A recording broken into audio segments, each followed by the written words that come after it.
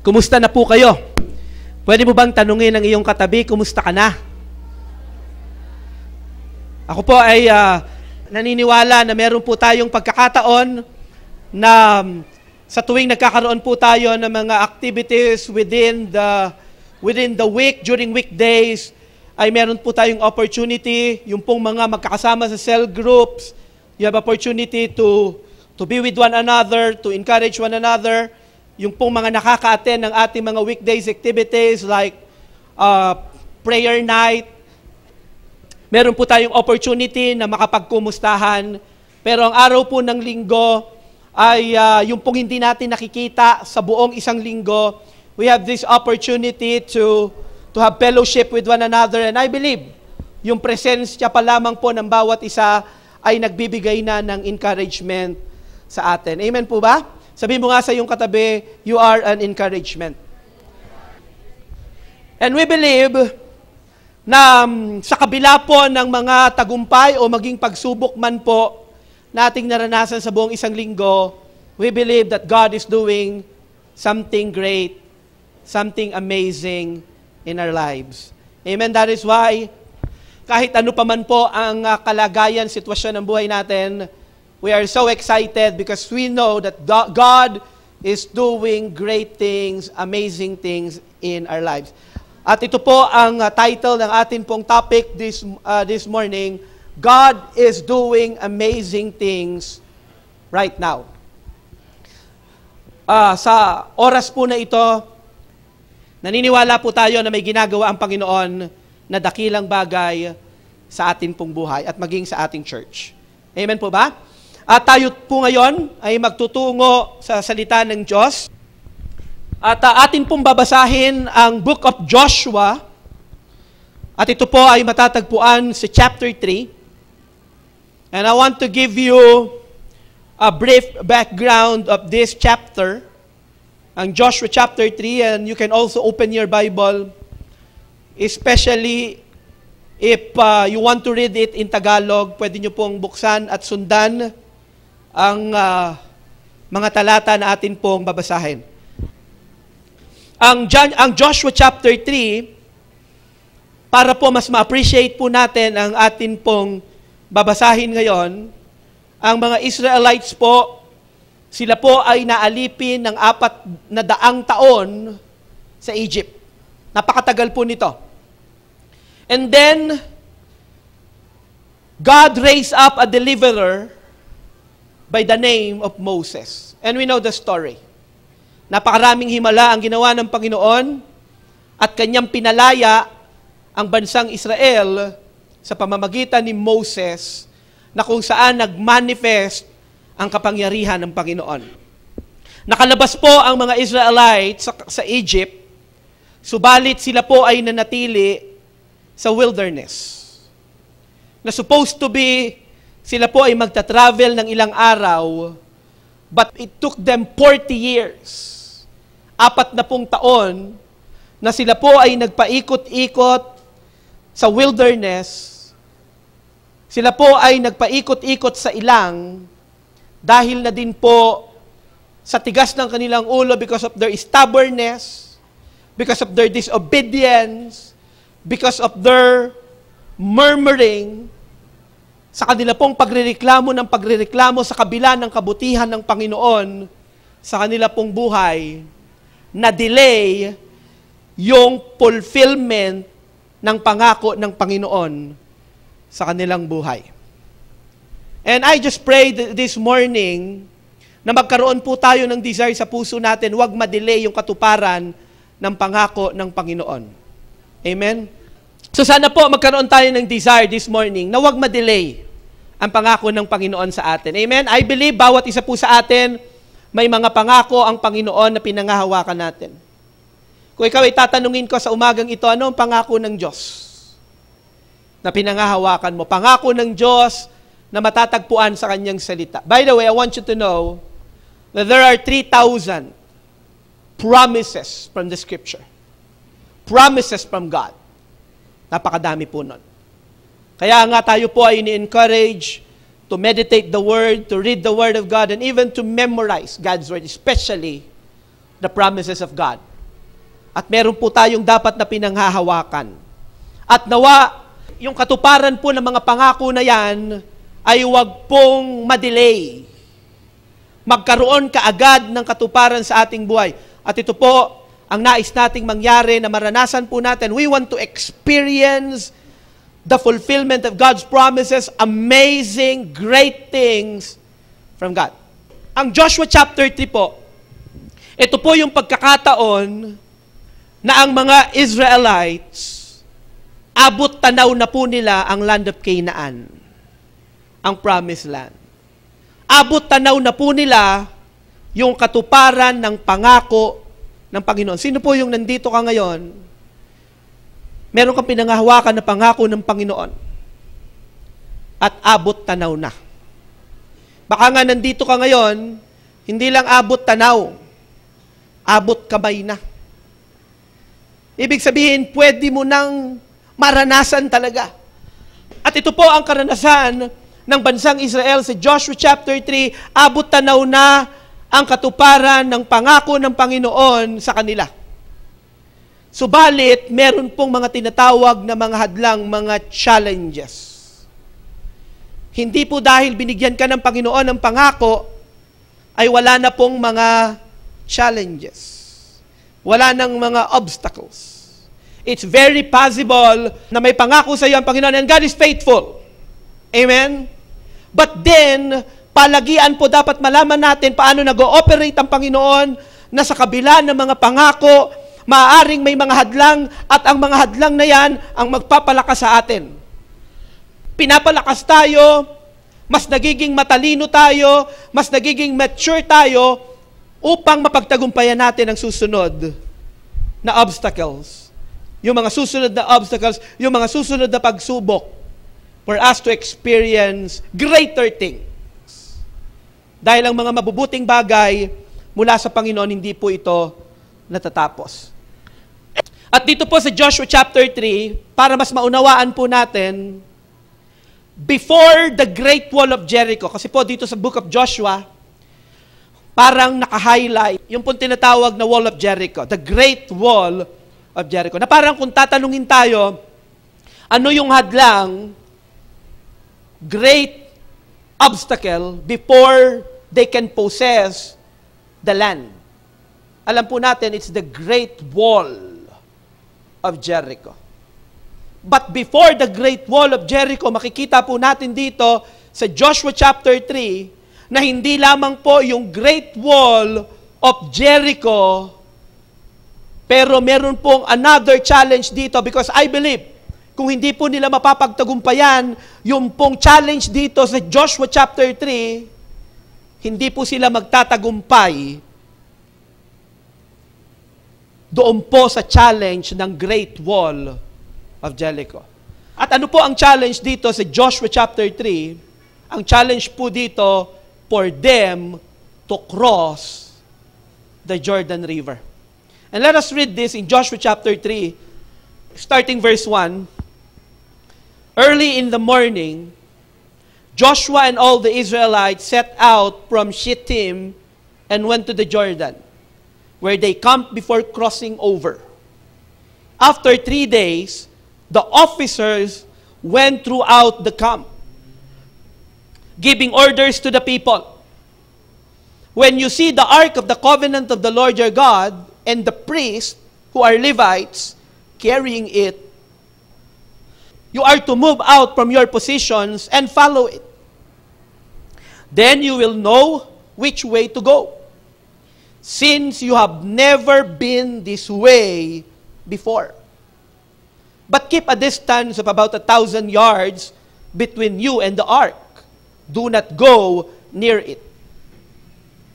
Joshua told the people, consecrate yourselves, for tomorrow the Lord will do amazing things among you. Joshua said to the priest, take up the ark of the covenant and passed on ahead of the people. So they took it up and went ahead of them. And the Lord said to Joshua, today I will begin to exalt you in the eyes of all Israel, so they may know that I am with you as I was with Moses. Tell the priests who carry the Ark of the Covenant, when you reach the edge of the Jordan's waters, go and stand in the river. Joshua said to the Israelites, come here and listen to the words of the Lord your God. This is how you will know that the living God is among you, and that He will certainly drive out before you the Canaanites, the Hittites, Hivites, Perizzites, Girgashites, Amorites, and Jebusites. See, the ark of the covenant of the Lord of all the earth will go into the Jordan ahead of you. Now then, choose 12 men from the tribes of Israel, one from each tribe.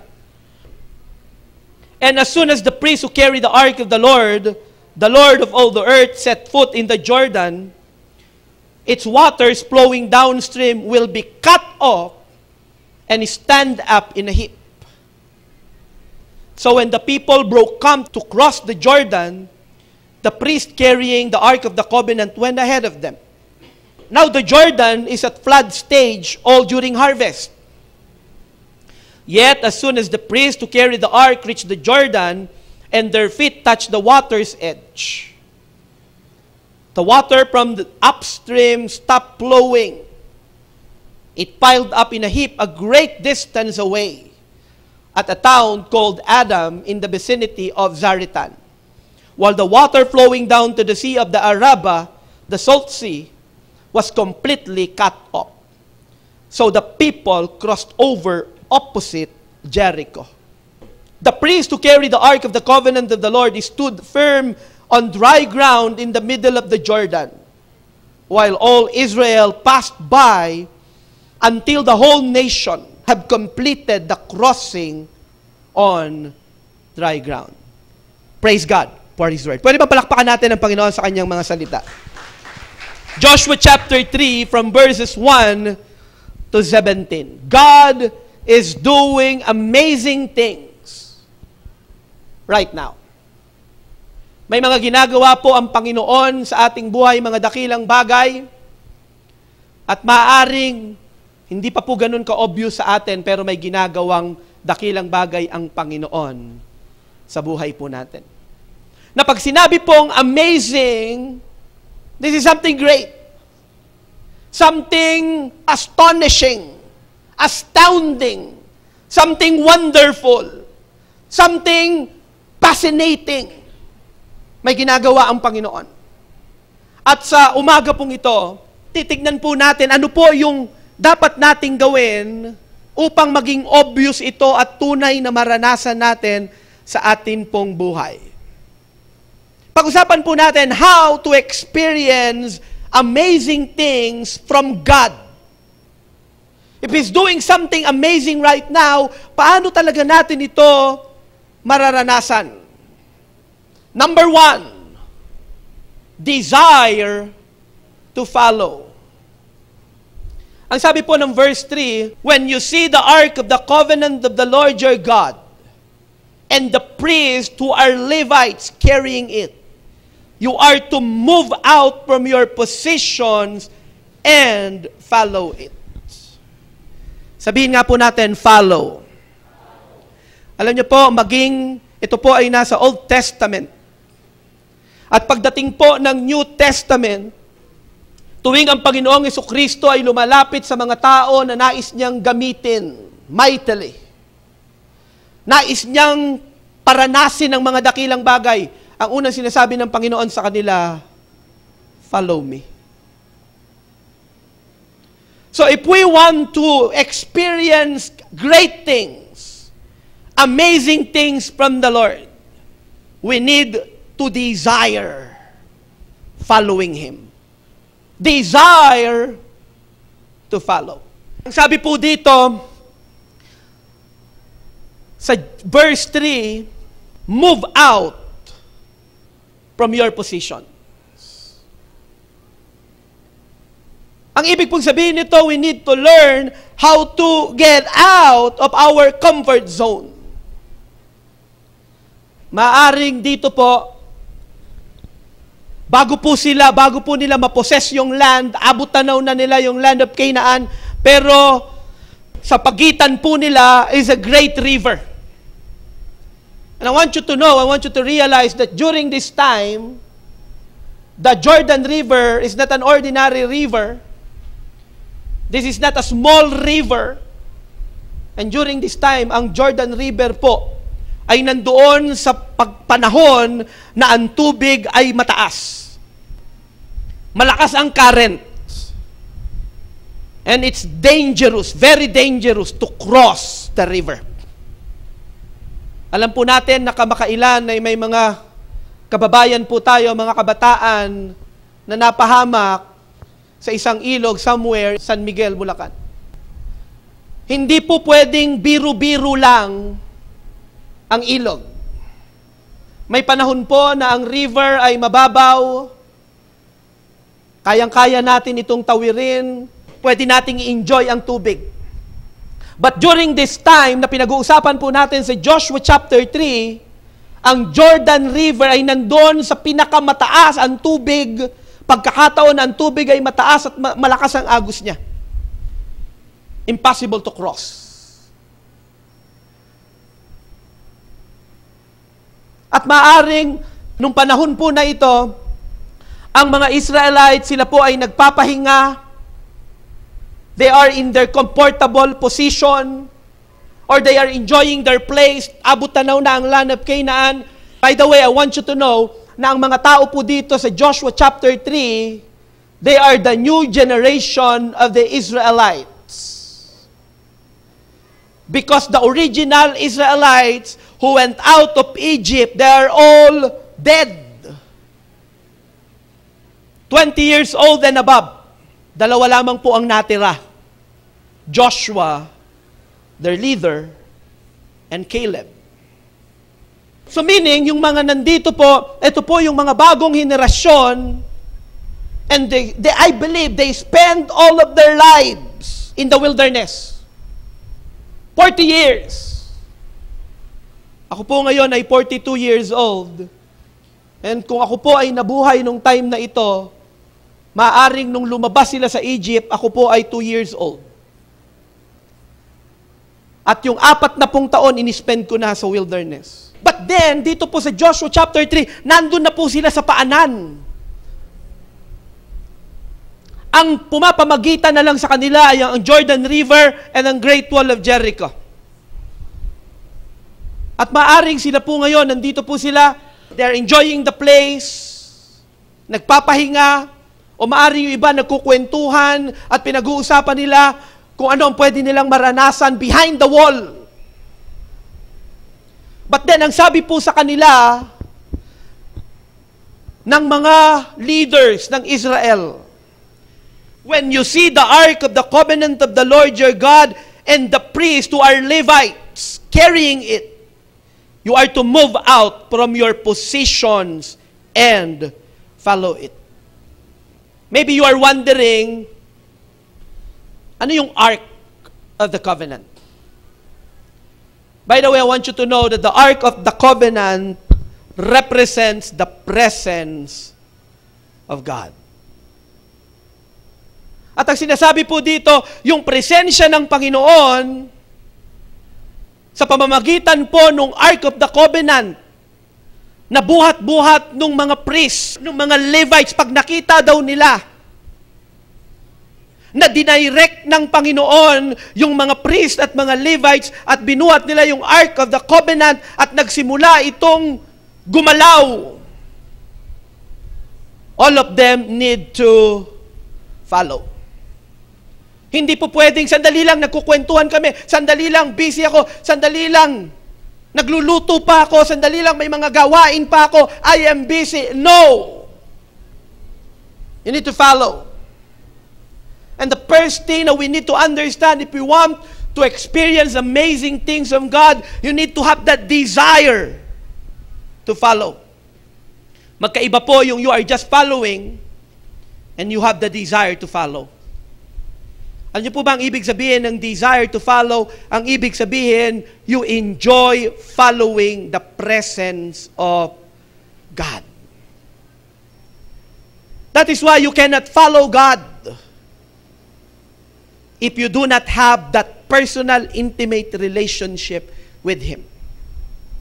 To follow doesn't just mean na you obey. But to follow is to delight obeying. Because you have relationship with Him.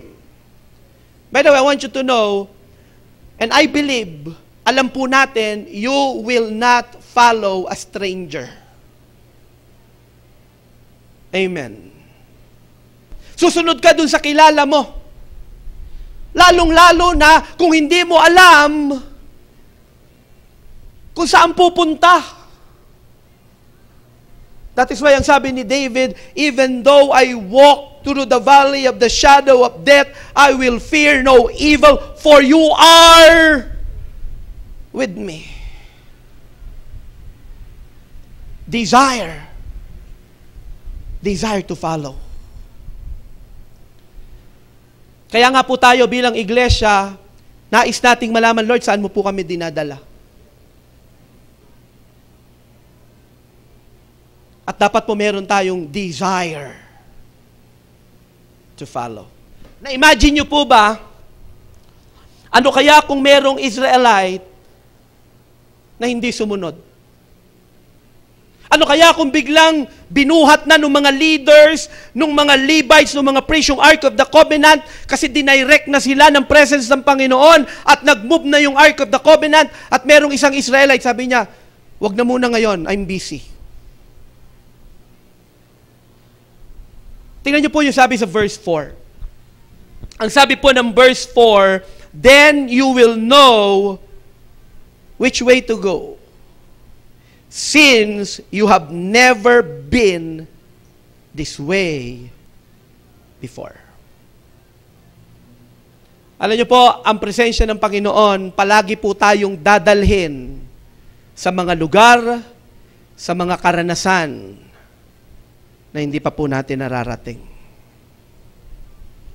That is why we need to learn how to follow. Sabi mo nga sa katabi mo, desire to follow.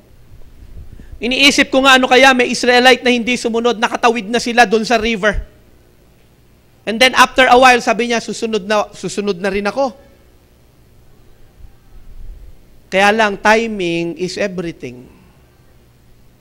Makikita niyo po dito, pagkatapos nilang matawid yung Jordan River, ang pangako sa kanila ng Panginoon, tatawid kayo sa tuyong lupa. Wow! At maaring bago ito sa kanila. Maaring narinig nila yung kwento ng kanilang mga magulang. Kasi nangyari na po ito before. In a greater scale. Not just a river, but the Red Sea. Na kung saan ang mga Israelites, sila ay hinahabol ng mga Egyptians sa kanilang likuran, magkabila ay bundok at sa harapan nila ay dagat. Subalit sila ay nakatawid sa tuyong lupa. Hinati ng Panginoon ang tubig, hinati ng Panginoon ang dagat, sila ay nakatawid. Pero ito pong generation na ito, hindi po nila yun naranasan. Ito po ay bagong henerasyon. At ang pangako ng Panginoon sa kanila, sa Jordan River, sila ay tatawid sa tuyong lupa. At pagtawid nila, babalik po ang tubig. Kaya kung may Israelite, and praise God, walang ganon. Pero kung merong Israelite na nagsabi, hindi mo na ako susunod. At nakatawid na yung mga tao. Sabi niya, naku, parang ako na lang, tatawid na rin ako. Oops. Babalik na yung tubig. Timing is everything. Sabi mo nga ulit sa katabi mo, desire to follow. Number 2, dare to believe. Sabi po ng verse 5, Joshua told the people, consecrate yourselves, for tomorrow the Lord will do amazing things among you. Amazing things.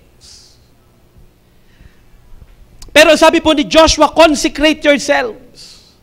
Nang ibig pong sabihin nito, prepare yourself. Alam mo, kung hindi ka naniniwala, you will not make the necessary preparation. kung magkakaroon po ngayon ng balita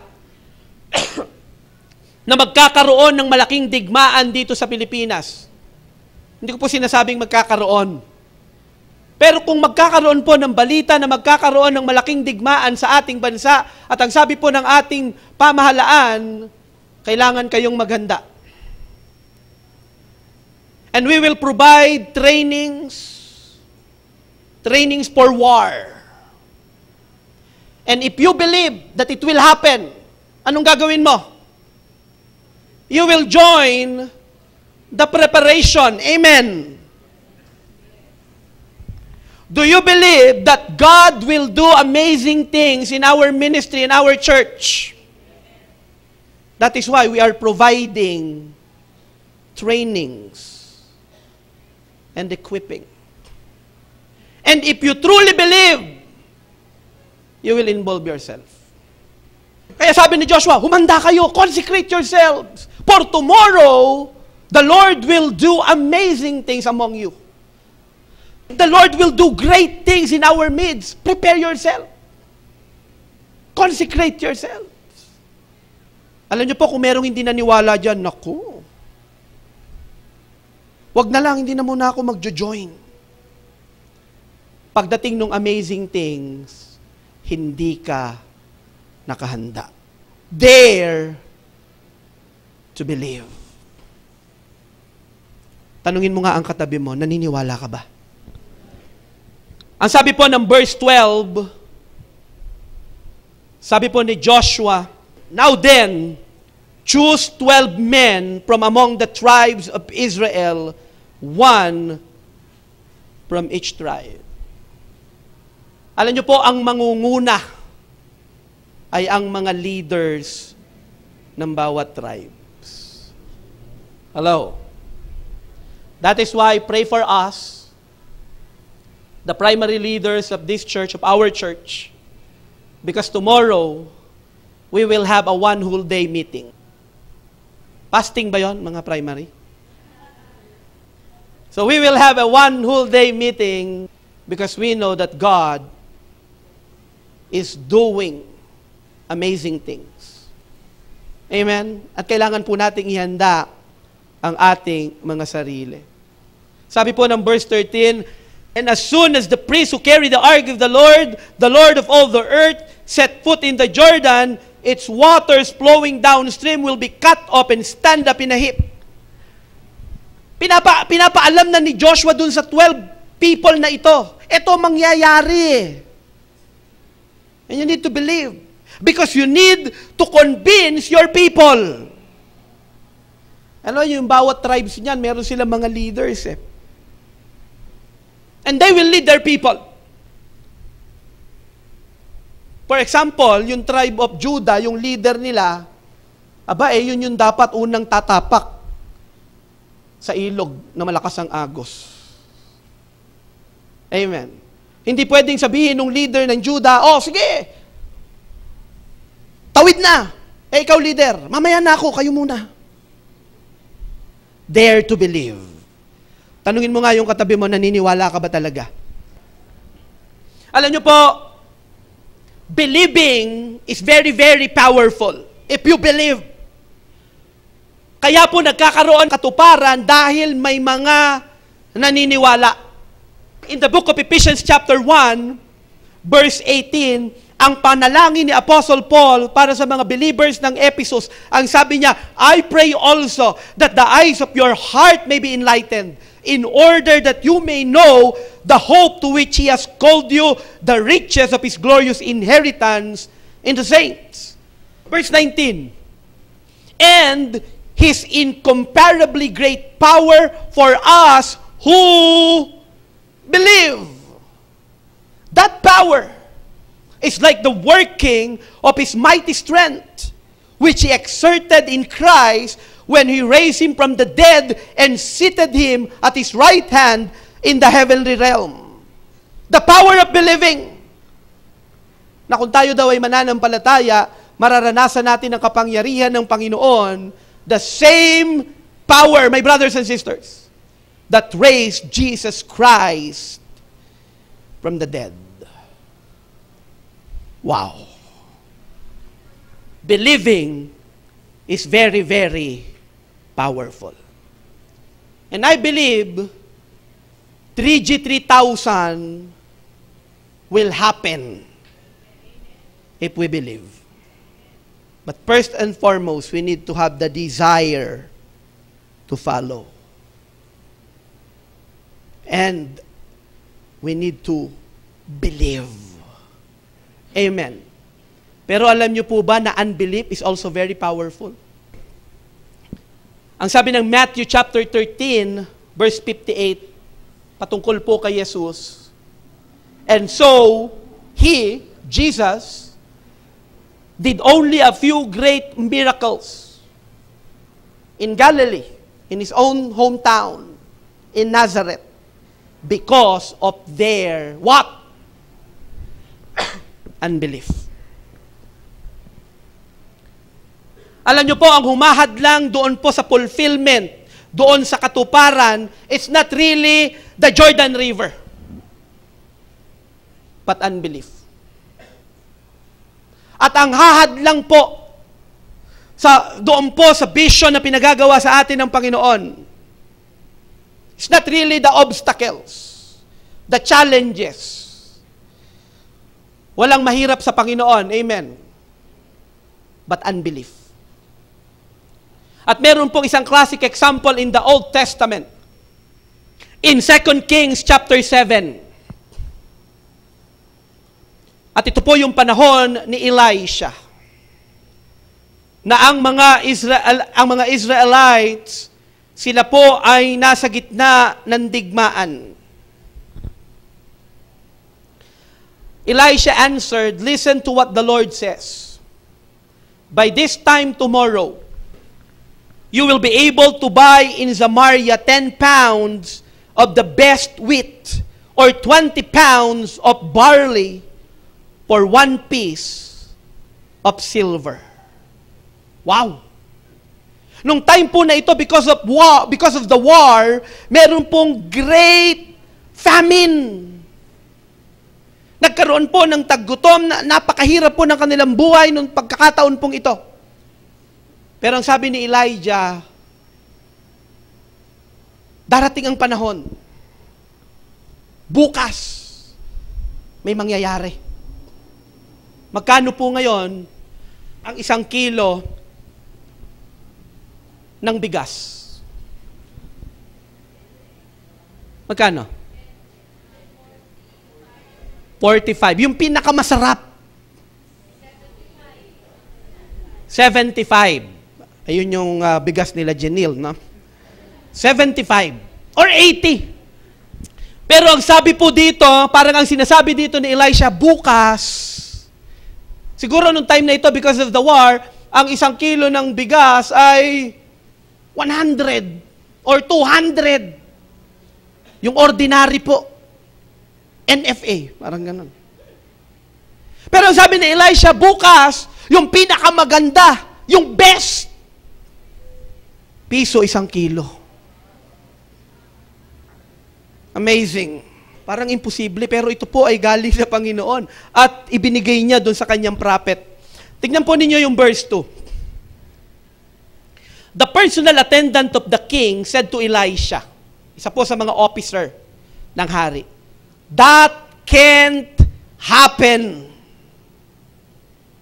Not even if the Lord Himself were to send grain at once." Sabi po nung officer, hindi totoo yan. Hindi yan mangyayari. Kahit buksan ng Diyos ang kalangitan at magpadala siya ng mga bigas, hindi yan mangyayari. Alam niyo po ang tawag dyan? Unbelief. Faith is very, very powerful, but I want you to know that unbelief is also very, very powerful. Pero maganda po sa Panginoon, kung ano ang kanyang gustong gawin, gagawin niya at tutuparin niya. Sumagot po si Elisha, "You will see it happen, but you won't get to eat any of the food." Alam niyo po, dahil hindi siya naniwala, sabi ni Elisha, makikita mo yon, pero hindi ka makakakain. Wow! Believing is powerful and unbelief is also very, very powerful. At alam niyo po, ang Panginoon sa atin pong iglesia may pinapagawa 3G 3,000. 2015, 2016, 2017. Anong ibig sabihin ng 3G 3,000? Na God will work in our lives, in our ministry, na pagdating po ng 2017, we will have 3,000 people attending our church. Is that impossible? Perhaps by our own ability, but by the power of God, it's possible. Amen? Tanungin mo nga katabi mo, do you believe? Believing is powerful, but unbelief is also powerful. Alam niyo po ang nangyari, meron pong 4 na mga pulubi na may leprosy. Nung time po na ito, sabi nila, naku, mamamatay na tayo sa gutom. Kung mag-i-stay tayo dito, walang mangyayari. Subuko na lang tayo. Alam niyo po, nakita nila, yung pong spoil of war, napakaraming naiwan na mga pagkain. At ito po ay hindi lang sapat, pero sobra-sobra sa pangangailangan ng mga Israelites. Ang sabi po ng 2 Kings chapter 7 verse 20, and that is just what happened to him.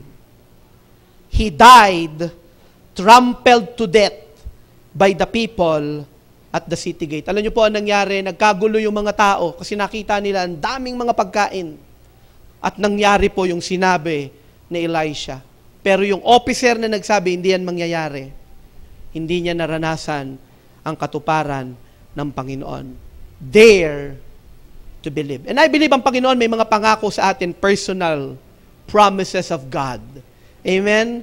Let us believe na ang Panginoon po ay may kakayanang tuparin ang kanyang mga pangako. But we need to believe.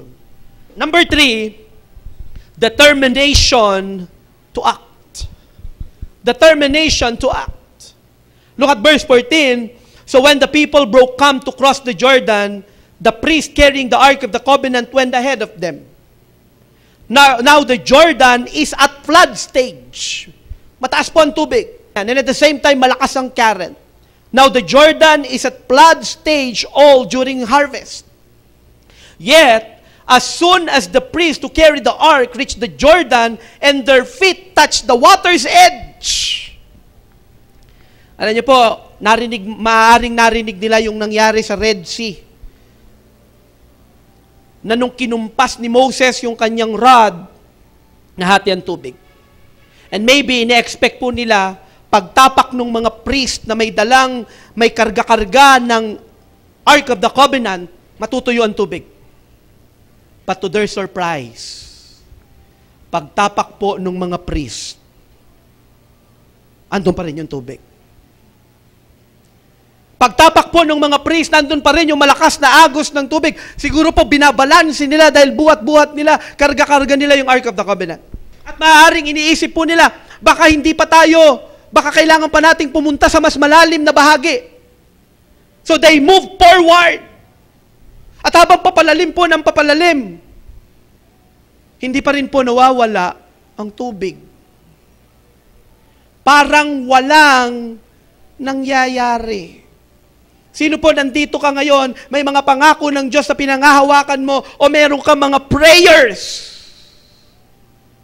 And you believe that it will come to pass, it will be fulfilled, it will happen, that God will answer your prayer.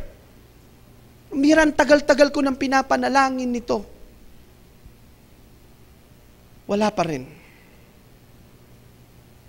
Nasaan ba tong boyfriend na ito, itong girlfriend na ito?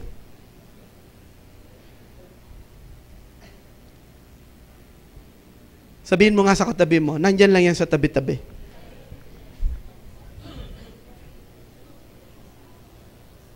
Tingnan niyo po yung verse 16. The water from upstream stopped flowing. May nangyari po. it piled up in a heap a great distance away at a town called Adam, in the vicinity of Zaretan, while the water flowing to the sea of the Araba, the Salt Sea, was completely cut off. Ang nangyari po, nung umapak yung mga priest, nandun pa rin po ang tubig, nandun pa rin ang agos ng tubig, kaya lang natuyo na doon sa bandang malayo. Tinitignan ko po, mga ano po yan, 12 to 15 miles away from them. Natuyo na. At yung natuyo na tubig, 12 to 15 miles away from them, unti-unti nang papalapit sa kanila. Pero hindi nila alam yon. Hindi nila nakikita. Pero may ginagawa na ang Panginoon. Sino dito, punong-puno ka ng pag-asa, but this time, parang nandun ka na sa point ng hopelessness. Parang hindi sumasagot si Lord. I want you to know that God is doing amazing things right now. Hindi pa natin nakikita, pero may ginagawa na si Lord. Sabi mo nga sa katabi mo, sabi ko sa iyo, nasa tabi-tabi lang eh.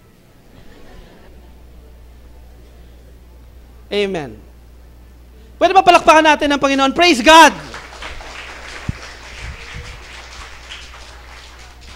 Mari ikaw nandito ka ngayon, ang sabi mo, Lord, pinangahawakan ko na payayamanin mo ako upang magamit mo ako for your kingdom. May ginagawa na si Lord. Iniisip ko nga, bakit hindi doon natuyo kung saan sila tumapak? Hindi katulad na nangyari doon sa Red Sea. Because I believe, ang Panginoon, meron gustong matutunan nila. Kasi kung hindi nila matututunan yung pananampalataya, pagtitiwala sa Panginoon sa Jordan River, hindi nila mapapagtagumpayan ang Great Wall of Jericho.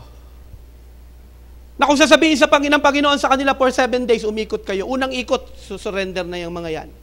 But I believe, doon sa Great Wall of Jericho, nung unang ikot nila, nasa isip nila, alam ko, may ginagawa na si Lord. Amen. May karanasan kami sa Jordan River, na hindi kaagad natuyo ang tubig, pero may ginagawa si Lord. That is why natuto silang sumunod pagdating sa Great Wall of Jericho. At may mga pagkakataon, hindi kaagad sinasagot ni Lord. Parang walang nangyayari sa ating mga panalangin. Parang walang nangyayari sa mga pangako ng Panginoon. Pero ang totoo, may ginagawa na si Lord sa buhay mo. Sabihin mo nga sa katabi mo, may ginagawa na si Lord sa iyong buhay. Ang sabi ng Galatians chapter 6, verse 9, let us not become weary in doing good. For at the proper time, we will reap a harvest if we do not give up. Desire to follow, dare to believe, and determination to act.